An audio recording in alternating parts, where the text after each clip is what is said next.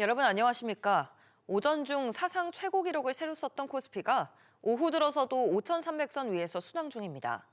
반도체 대장주들이 주춤하고 있지만 원전주들이 이 지수를 견인하고 있는데요. 마감 앞둔 시장 상황 짚어보겠습니다. 신성우 기자. 네, 신성우입니다. 네, 현재 증시 상황부터 전해주시죠. 네, 코스피는 어제보다 1.5%가량 오른 5,366선에서 거래되고 있습니다.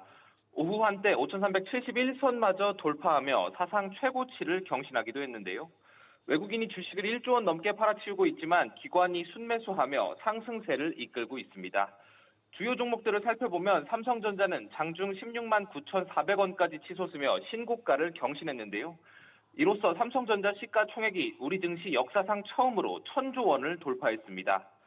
두산에너빌리티 등 원전주도 강세를 보이고 있는데요. 한미 외교장관이 원자력, 핵 추진 잠수함 등에 긴밀히 협력하기로 했다는 소식이 전해지며 투자 심리를 자극한 것으로 풀이됩니다.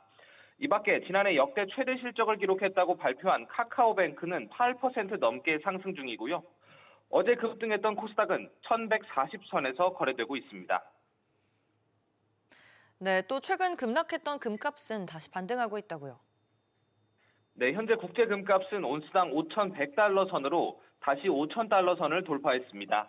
지난주 기록했던 온스당 5,500달러보단 아직 낮은 수준이긴 하지만 그래도 워시 쇼크를 극복하고 다시 반등 중인데요. 최근 금값은 미국 연준 차기 의장으로 케빈 워시 전 연준 이사가 지명됐다는 소식에 지난 2일 한때 4,400달러 선까지 떨어지기도 했습니다. 국제 은 가격도 90달러에 다시 다가서며 반등 중인데요.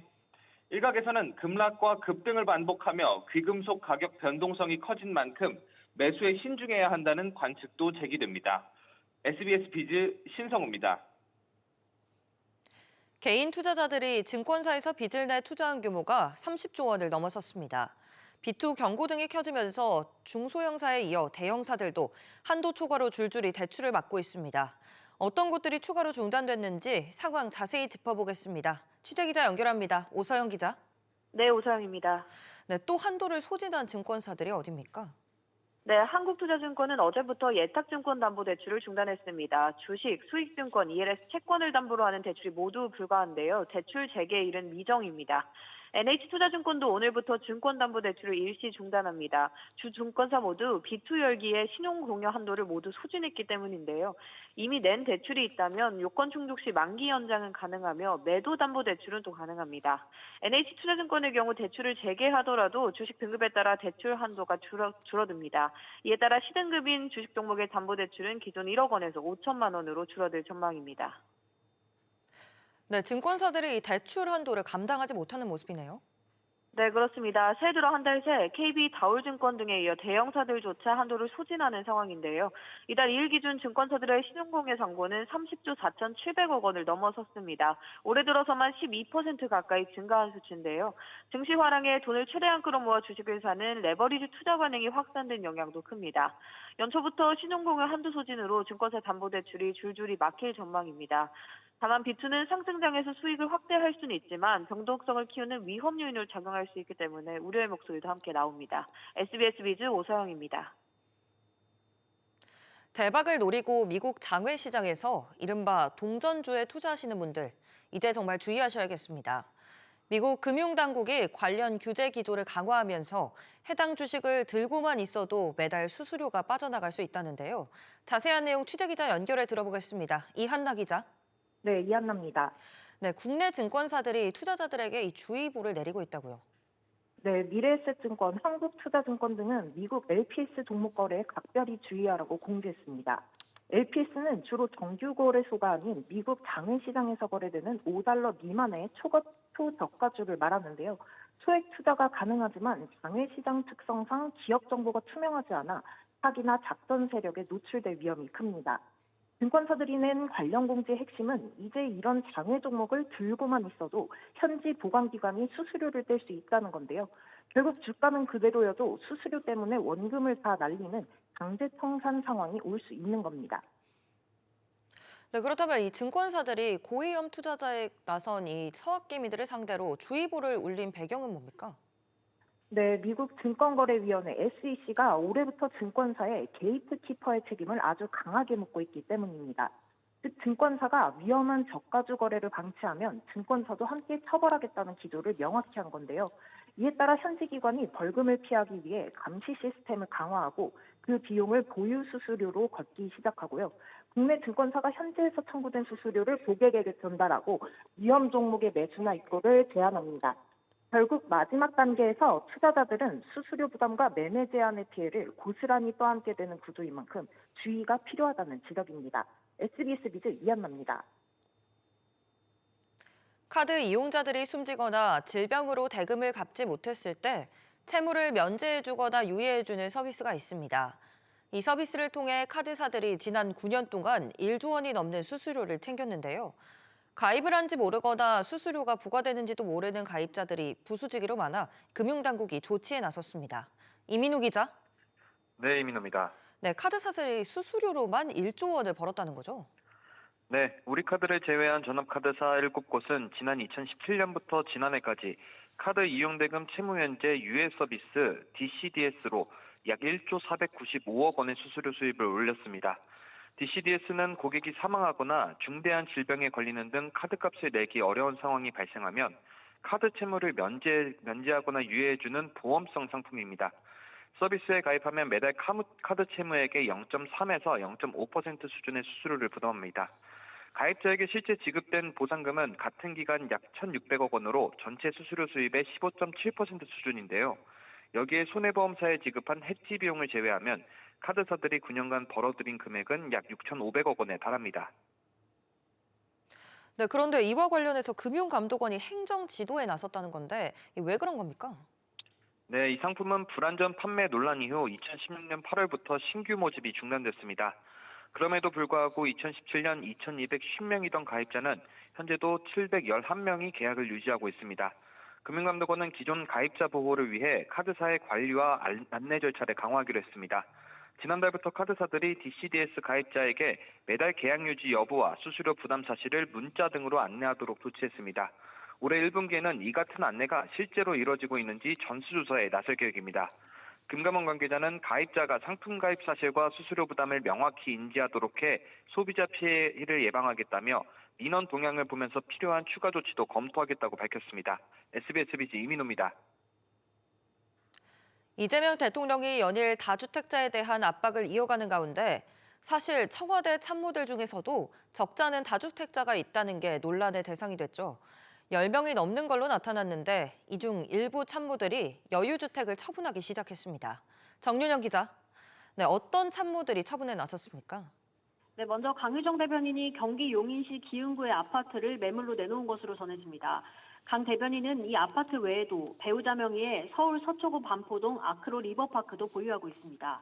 또 김상호 춘추관장도 서울 강남구 대치동의 다세대 주택 6채를 매물로 내놓았다고 알려졌습니다. 김 관장은 부인과 공동 명의로 서울 광진구 구이동 아파트도 갖고 있습니다. 다만 아직 움직임이 드러나지 않은 다주택 참모들도 있죠. 그렇습니다. 최근 공개된 공직자 재산 내역에 따르면 청와대 비서관급 이상 참모 56명 중 2주택 이상 보유자는 12명인데요. 문진영 사회수석, 봉욱 민정수석, 최성화 해외언론 비서관, 이태영 민정비서관 등이 있습니다. 이 대통령은 연일 부동산 투기를 반드시 근절하겠다는 의지를 강하게 드러내고 있는데요. 다만 참모들에게 부동산 처분을 압박하지는 않겠다는 입장입니다. 이 대통령은 어제 국무회의에서 다주택자인 공직자부터 집을 팔라는 일각의 지적에 대해 시켜서 팔면 그 정책은 효과가 없다는 뜻이라고 말했습니다. 그러면서 지금 다주택을 해소하는 게 경제적으로 이익이라는 합리적 판단이 가능하게 제도를 만들어야 한다고 강조했습니다. SBS 비즈 정윤영입니다. 삼성전자가 창사 이래 처음으로 전체 근로자의 절반 이상이 가입한 과반 노조가 등장했다는 소식 전해드렸는데요. 이 노조가 현 교착 상태에 빠진 임금 교섭이 결렬되면 이 법상 쟁의 행위에 돌입하겠다고 선전포고를 했습니다. 이 가운데 삼성전자 노사는 이 과반 노조의 근로자 대표 지위를 공식화하기 위한 검증 작업에 들어갔습니다. 박규준 기자. 네, 박규준입니다.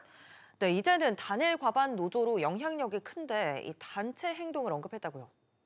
그렇습니다. 이 단일 과반 노조인 삼성전자 초기업 노조가 처음으로 사측을 상대로 임금 교섭이 결렬되면 단체 행동에 나설 수 있다고 밝혔습니다. 삼성전자 노사가 어제 이 8차 임금 교섭을 했는데요. 성과급 산정 방식 등에 대한 합의에 실패했기 때문입니다.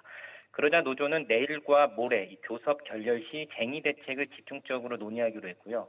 또한 회사에 오는 10일부터 집중 교섭을 시작해서 2월 내 타결을 목표로 할 걸 요구했고 동시에 쟁의 준비도 병행하기로 했습니다. 노조는 그러면서 조합원 단체 행동 지침 등 사측 압박 수단을 열어두고 방안을 마련하겠다고도 했습니다. 노조가 언급한 쟁의 행위는 노동조합법에 명시된 이 파업 또 태업 등을 의미하는데요. 초기업 노조는 공식적으로 쟁의 행위를 언급한 건 처음이라고 말했습니다. 네, 또 노사는 이 과반 노조를 공식화하기 위한 절차에도 돌입했다고요. 네, 삼성전자 노사가 과반 노조인 초기업 노조의 조합원 수를 객관적으로 산정하기 위한 검증 절차에 돌입했습니다. 노사는 현재 제3기관인 고용노동부 경기지청을 검증기관으로 하기로 가닥을 잡았습니다. 회사도 과반 가입 여부 자체에는 이견이 없기 때문에 이번 달 중으로 조합원 수 산정 검증 절차가 마무리되고 초기업 노조가 근로자 대표 지위를 확보할 것으로 전망됩니다. SBS 비즈 박규준입니다. 여전히 자금 관련 우려를 완전히 떨쳐내지는 못하고 있는 롯데가 또 다른 악재도 떨쳐내지 못하고 있는 걸로 나타났습니다.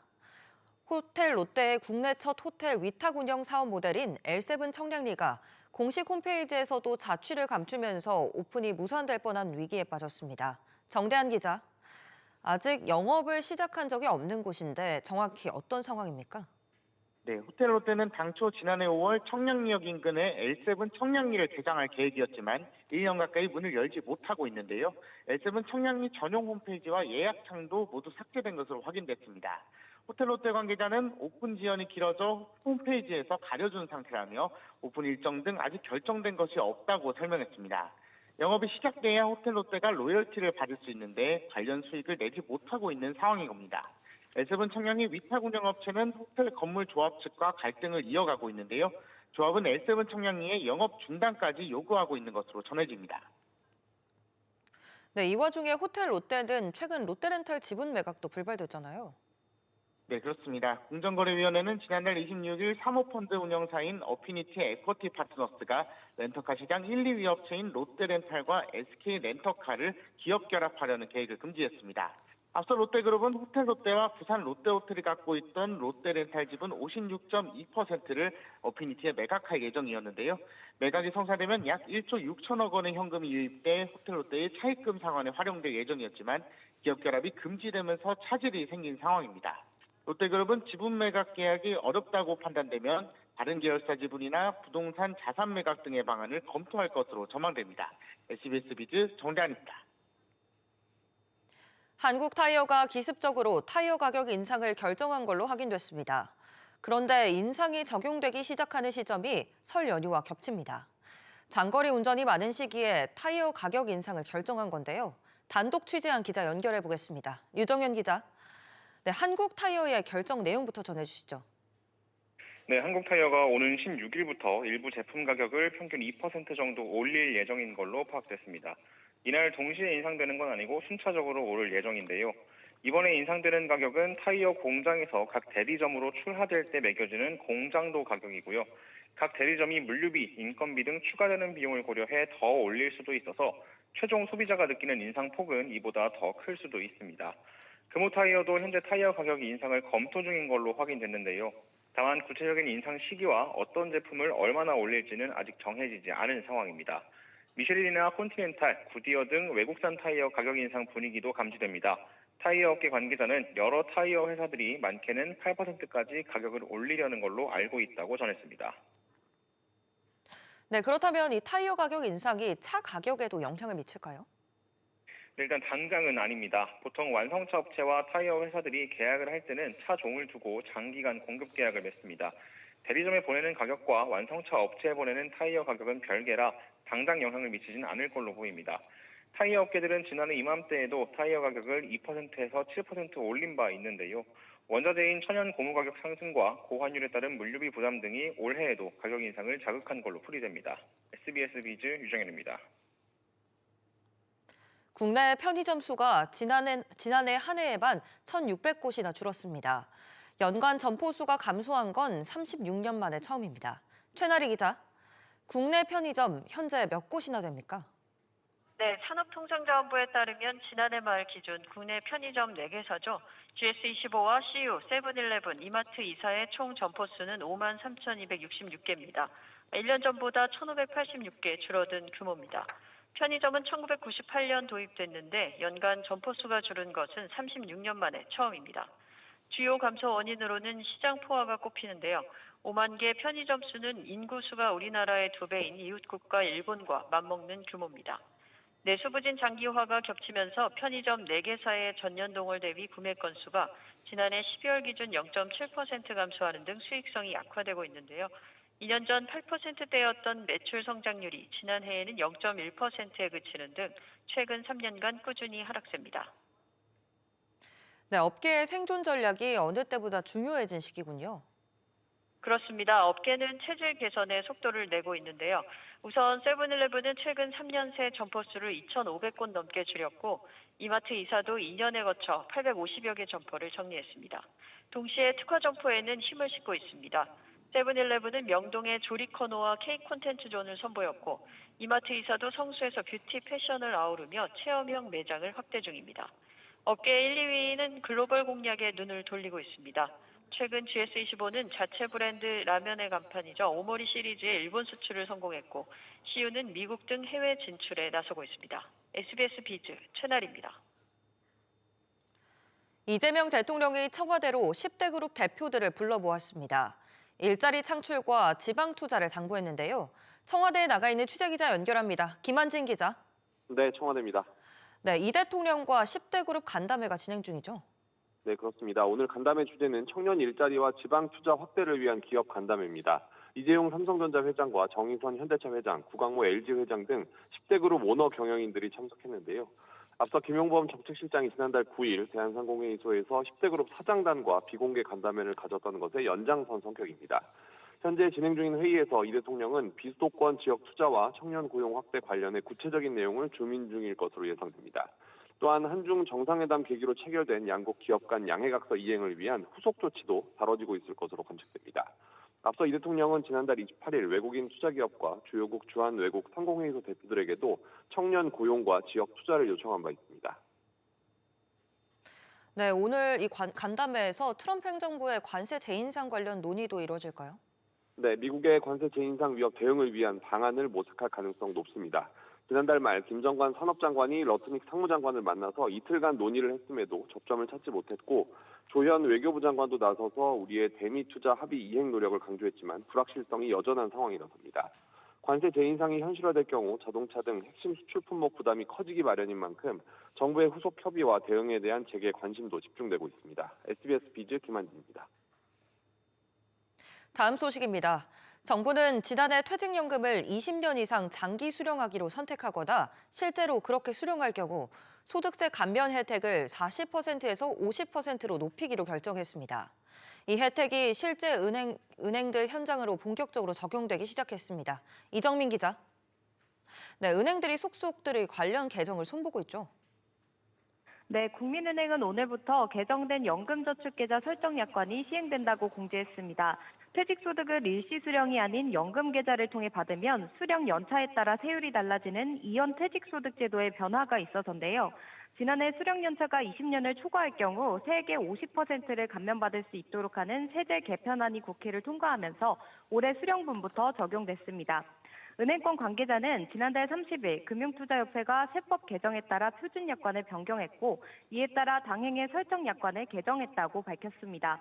다른 시중은행들도 이달 말에서 다음 달 초 해당 약관을 개정할 예정입니다. 네, 약관은 이제 고쳤지만 적용은 1월 1일자로 되고 있다는 건데 자세한 정책 변화 내용도 전해주시죠. 네, 수령 연차 구분이 세분화됐고 세액 감면 비율은 확대됐습니다. 지난해까지는 연금 수령 연차가 10년 이하면 세액의 70%, 10년을 초과하면 세액의 60%를 적용받았는데요. 올해부터는 수령 연차가 20년을 초과하는 경우가 새로 생겨 이 요건을 충족하는 수령자는 세계 50%를 감면받게 됐습니다. 정부는 앞서 제도 도입 시 노후 생활의 안정적인 지원을 위해 개인연금의 장기 수령을 유도하려는 목적이라고 설명했습니다.